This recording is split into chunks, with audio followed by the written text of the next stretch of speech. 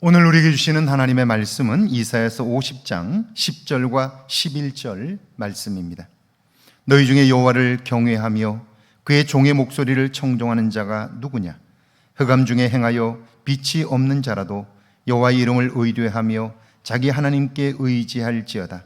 보라, 불을 피우고 횃불을 둘러 띈 자여, 너희가 다 너희의 불꽃 가운데로 걸어가며 너희가 피운 횃불 가운데로 걸어갈지어다. 너희가 내 손에서 얻을 것이 이것이라. 너희가 고통이 있는 곳에 누우리라. 아멘. 하나님의 말씀입니다. 할렐루야. 복된 날입니다. 오늘도 하나님 주시는 열매로 인하여 기쁨이 충만한 저와 여러분의 삶 되기를 축복합니다. 사도 바울은 빌립보 교회에 보낸 편지에서 놀라운 말씀을 하고 있습니다. 나의 사랑하는 자들아, 너희가 나 있을 때뿐 아니라 더욱 지금 나 없을 때에도 항상 복종하여 두렵고 떨림으로 너희 구원을 이루라. 그렇게 말씀해요.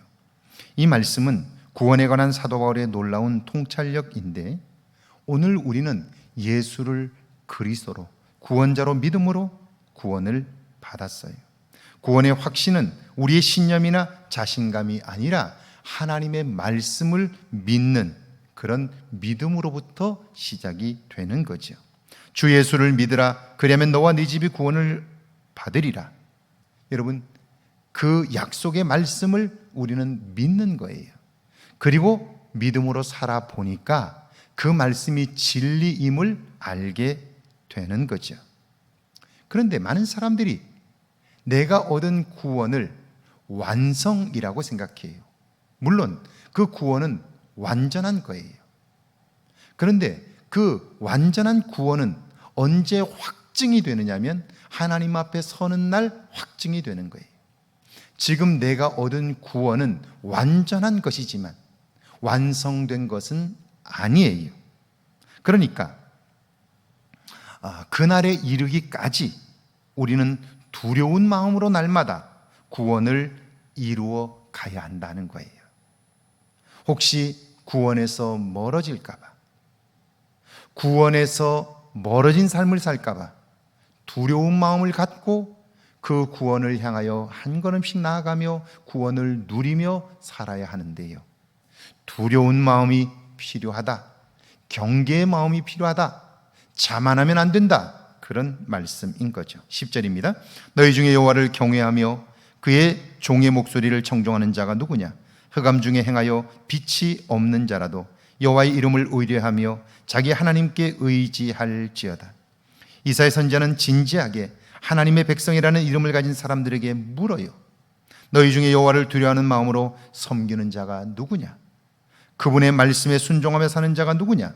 사실 하나님은 그들을 바벨론 포로 생활에서 건져내시며 그들의 고국으로 돌아와 하나님의 은혜를 경험할 것이라고 선포하셨어요.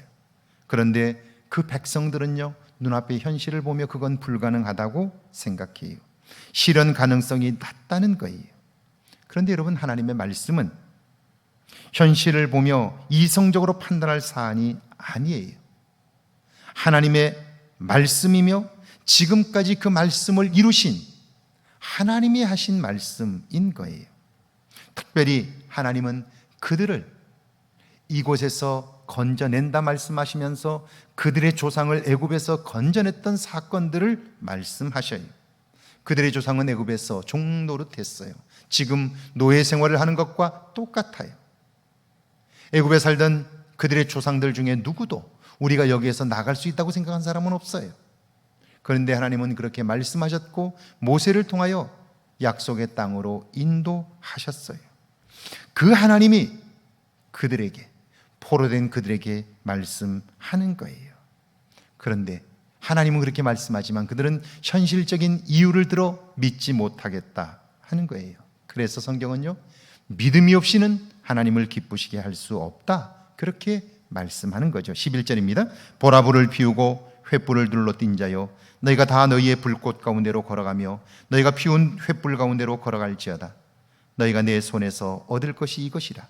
너희가 고통이 있는 곳에 누우리라. 하나님은 또한 악한 자들을 향하여 경고하셔요. 악한 일을 도모하는 자들이여, 너희는 너희 스스로의 꾀에 빠져 망하게 될 것이다. 하나님은 너희를 가만두지 않을 것이며 결국 멸망의 길에서 나오지 못하게 될 것이다. 그렇게 말씀해요. 돌이키라는 거죠. 악한 자여 돌이키라. 그리하면 너희에게도 구원이 임하게 될 것이다 라고 말씀하고 있는 거예요. 여러분, 자녀들이 곁길로 갈 때 부모는 엄한 얼굴로 야단을 치지요. 그러지 마. 그러면 가만두지 않을 거야. 혼낼 거야. 얼굴을 보면 그 부모가 나를 미워하는 것 같아요. 그러나 그것은 자식을 향한 미움이 아니에요. 그러지 말라고 경고하는 거예요. 그런 일이 있기 전에 미리 그들로 하여금 그런 길에 들어서지 않도록 엄하게 꾸짖는 거예요. 이것이 또한 부모의 사랑의 모습인 거죠. 그런데 악한 자는 그걸 알지 못해요. 마음이 비뚤어지고 마음이 부정적인 곳으로 기울어져 버린 자기 자신의 판단을 믿는 자녀들은 오해하게 되는 거죠. 결국 그 사랑을 알지 못하면 잘못된 길로 가게 되는 거죠. 잠언 26장에 있는 말씀이 오늘 우리에게 다시 한번 들려지면 참 좋겠어요. 악인은 쫓아오는 자가 없어도 도망하나 의인은 사자같이 담대하니라. 죄와 더불어 사는 사람, 악을 행하는 사람은요, 쫓아오는 사람이 없어도 도망쳐요. 걱정해요. 불안해해요. 두려움 가운데 살아요. 그러나 의로운 사람은 어때요? 담대할 수 있는 거죠. 오늘 우리가 나 자신의 삶을 돌아봐야 하는 이유가 여기에 있는 거죠. 하나님 앞에 의로운 모습으로 설 수 있기를 주의 이름으로 축원합니다. 함께 기도합니다. 두려운 마음으로 하나님을 섬기게 하옵소서. 내 안에 자리 잡은 악은 없는지 살피게 하옵소서. 함께 기도합니다. 하나님 아버지, 두려운 마음으로 하나님을 섬기게 하옵소서.